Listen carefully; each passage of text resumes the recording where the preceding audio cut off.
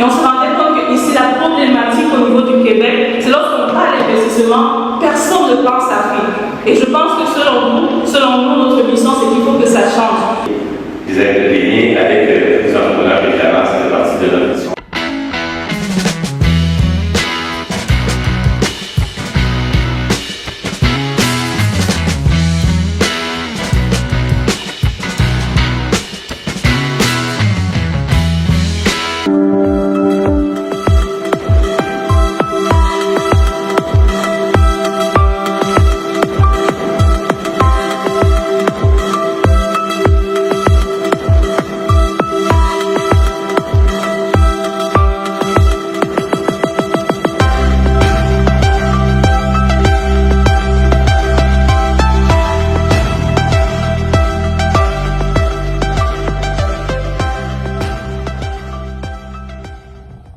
Mesdames, Messieurs, bonsoir. Je suis Armand Gakecha. Je voudrais, d'entrée de jeu, indiquer que la Chambre de commerce Québec-Afrique, abrégée CHACA, est une très jeune chambre, mais qui porte déjà, dès à présent, les fruits de ses ambitions. Notre idéal va être de nous intégrer à la vision internationale du Québec, et ce que nous avons l'intention d'apporter repose sur 4 piliers. Le premier pilier, nous allons travailler à la diversification des produits de l'exportation québécoise. Nous allons ensuite travailler sur un second pilier qui sera la mise en place d'un plan quinquennal d'alliance d'affaires entre les PME québécoises et africaine. Le troisième pilier va consister en le ciblage des secteurs à forte croissance économique en Afrique francophone. Et le quatrième pilier, nous allons mettre en place une stratégie de coopération intermunicipale internationale. À ce jour, nous sommes en train de déployer une stratégie au niveau de l'Afrique qui consiste à structurer nos activités au travers des représentations. Les liens avec les entrepreneurs évidemment, ça fait partie de notre mission à la ville, mais aussi à l'international. Vous savez que dès notre arrivée, l'administration a recréé le bureau des relations internationales. Et je vous en dis un petit mot tout à l'heure. Notre administration croit que notre avenir prospère repose sur 3 piliers: le développement économique, le développement social et le développement durable. Et vous savez, le développement économique, en soi-même, ce n'est pas une fin, c'est un moyen pour contribuer au mieux-être collectif, que ce soit par la création d'emplois, que ce soit par la création de biens et services qui sont offerts à la population. Mais évidemment, c'est plus important, c'est de faire pour avoir un rencontre avec justement nos bureaux de relations internationales et notre service de développement économique. Vous savez que plusieurs programmes sont disponibles pour les entrepreneurs pour les aider sur le démarrage, la croissance. Ça vous l'avez connu, donc je pense qu'avec une rencontre avec nos représentants, ça peut être bénéfique. Et deux, je pense que ce serait peut-être intéressant d'organiser une rencontre aussi avec la Chambre de commerce et l'industrie du Québec. Vous l'avez dit tout à l'heure, je ne peux pas apprécier, je pense que c'est Clarence qui parlait, de briser les silos, en fait, le président dans ce terme-là. Et moi, j'aime beaucoup dire briser les silos, mobiliser, ne pas travailler chacun dans son coin, mais travailler ensemble, avec ce que vous voulez accomplir avec les échanges bilatéraux, si on veut, entre la ville de Québec, le Québec et l'Afrique. Mais pourquoi pas travailler ensemble, c'est qu'on pourra développer les meilleures opportunités ensemble. Alors, je pense que c'est tout ce que je vais vous dire, parce que je sais qu'il y a beaucoup de matière à faire aujourd'hui. J'aimerais par exemple vous demander une femme extraordinaire que je vois en action organiser le colloque international pour les femmes en entrepreneuriat il y a quelques mois. Je la vois la présidente de la Chambre de commerce Québec-Afrique. Donc, une petite main d'applaudissement, je pense que ce serait.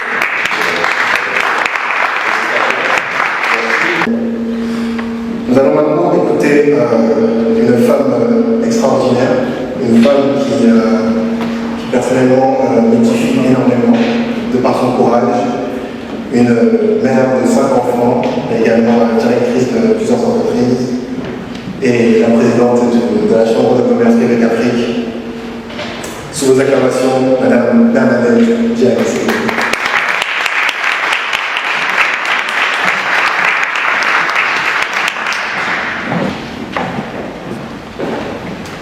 Bonsoir à tout le monde. Bonsoir tout le monde. Avant de commencer, je veux signifier notre joie. Aujourd'hui, ça marque un moment très particulier pour nous comme communauté. Ça marque un moment particulier au niveau de l'entrepreneuriat, au niveau de l'Afrique, au niveau du Québec. Un moment particulier aussi pour la diaspora. Je pense qu'on veut une représentativité et qui donne un peu de ce qui s'en vient. Donc, je vais d'abord m'arrêter pour vous dire que je suis honorée et au nom de la Chaka, nous sommes très honorés de vous voir nombreux. On voit que la salle se remplit de plus en plus et votre joie est juste immense. Merci. Je pense que Clara va dénoncer sur le discours. Il est question d'une autre personne dans le programme. Et je vais saisir cette opportunité parce que tout est une opportunité. Monsieur le représentant de la ville de Québec, Monsieur David Weiser, responsable de la diversité et du développement économique de la ville de Québec. Monsieur le représentant du ministère des Relations internationales de la francophonie du Québec, en la personne de Monsieur Grégoire Diamant, au niveau le directeur de l'Afrique et du Moyen-Orient. Les membres du conseil d'administration qui sont ici présents et plusieurs en ligne qu'il faut noter parce qu'on en a plusieurs qui ne pouvaient pas être là. Les membres du conseil exécutif de la Chambre de commerce Québec-Afrique, distingués invités, en vos rangs et grades respectifs, tout protocole préservé, observé. Bonsoir.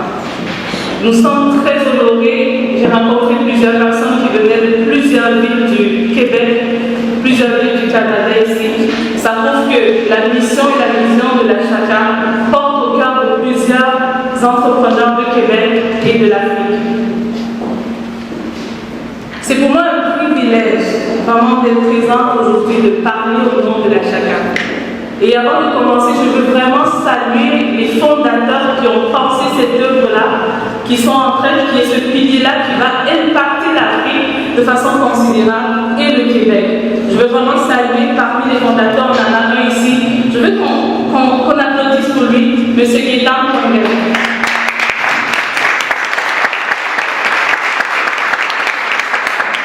Créée en 2019, la Chambre de commerce Québec-Afrique s'est donné pour objectif majeur d'œuvrer stratégiquement afin de mettre autour d'une même table d'alliance et de collaboration les sociétés québécoises et les sociétés africaines en vue de favoriser les échanges économiques. Je pense qu'il est temps que l'Afrique et le Québec puissent se positionner clairement au niveau économique. On a vu une montée de l'immigration, on voit une montée aussi, on a vu des opportunités en Afrique, on connaît les défis au niveau du Québec. Et la Chambre de commerce vient se positionner comme cet acteur-là pour pouvoir agir dans cet ordre-là. Je ne souhaite poursuivre justement mon propos sans apprécier à sa juste valeur les actions menées jusqu'à présent. J'ai pris le mandat de président du conseil d'administration, c'était en avril, mais la Chambre est créée depuis 2019. Et il y a plusieurs personnes qui ont œuvré jusqu'ici pour qu'on soit justement à ce niveau et on ne peut avancer sans saluer justement leurs actions. Je veux saluer aussi les actions des institutions gouvernementales, M. David Weiser, la Ville de Québec, la province aussi du Québec qui nous accompagne, qui œuvre justement au niveau économique de l'Afrique. Il est temps justement que l'Afrique, autant que le Québec, puisse comprendre et agir activement à ce niveau-là. Parvenu à l'an 2022, nous constatons qu'il existe malgré tout un énorme écart entre les échanges entre le Québec et l'Afrique. Beaucoup reste encore à faire. Sinon, c'est vraiment énorme en fait les travaux qui sont à faire, afin de favoriser vraiment un libre-échange que nous souhaitons avoir dans les années à venir. Aussi, il est remarqué que l'Afrique, malgré ses atouts sur le plan démographique, économique, écologique, n'est pas classée au rang de priorité lorsqu'on parle d'investissement. On avait une discussion avec monsieur le directeur de l'Afrique et on se rendait compte que ici la problématique au niveau du Québec, c'est lorsqu'on parle d'investissement, personne ne pense à Afrique. Et je pense que selon nous, notre mission, c'est qu'il faut que ça change. L'Afrique est clairement une opportunité pour le Québec, de même que l'Afrique au Québec. Il est temps que lorsque les Québécois, lorsque la diaspora pense investissement, on se retourne vers l'Afrique. En 2017 déjà, il est important de souligner que moins de 2% des exportations totales en provenance du Québec sont destinées à l'Afrique. Si on compte 100%, il y a moins de 1% des exportations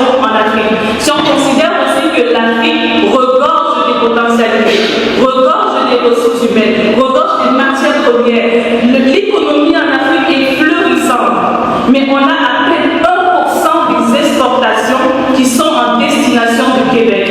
Je pense qu'il est temps, selon moi, que les choses changent. Est-ce que vous êtes d'accord avec moi?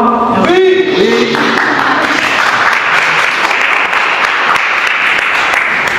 Par ailleurs aussi, il faut noter qu'elles peuvent être qualifiées moins des répercussions actuelles des Québécois en vue d'une réelle et continue collaboration de développement entre les Africains.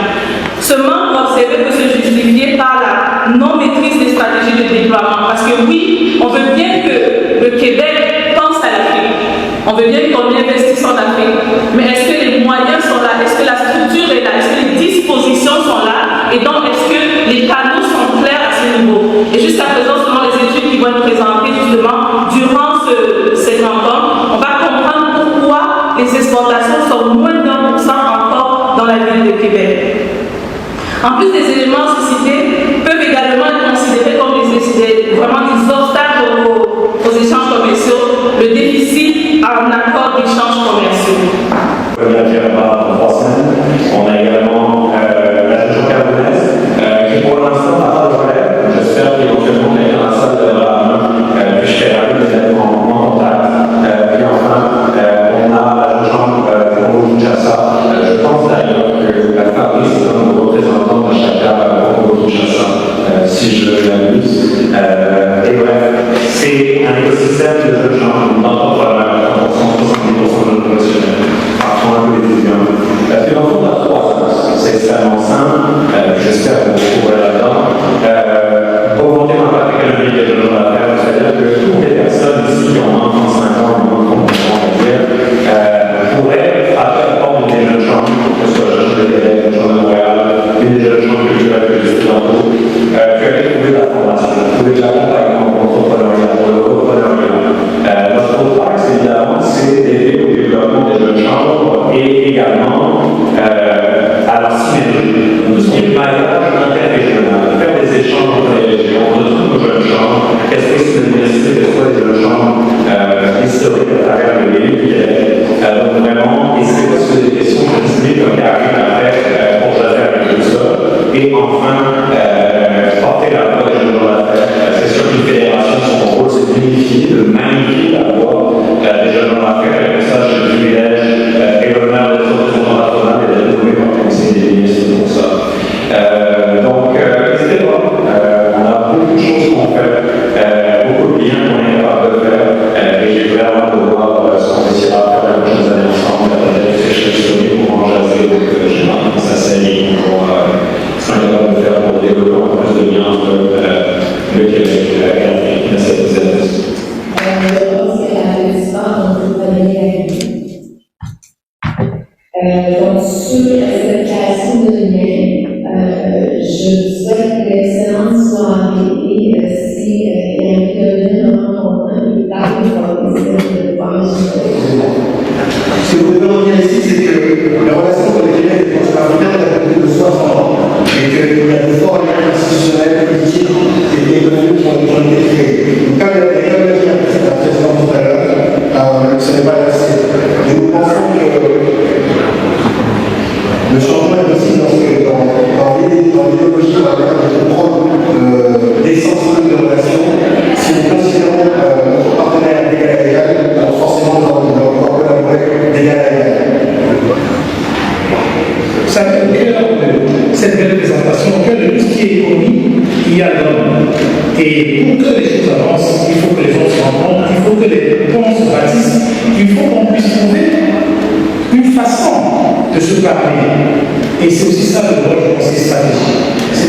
Nous pensons que c'est le début, même si ça a déjà commencé, une très grande relation entre nous.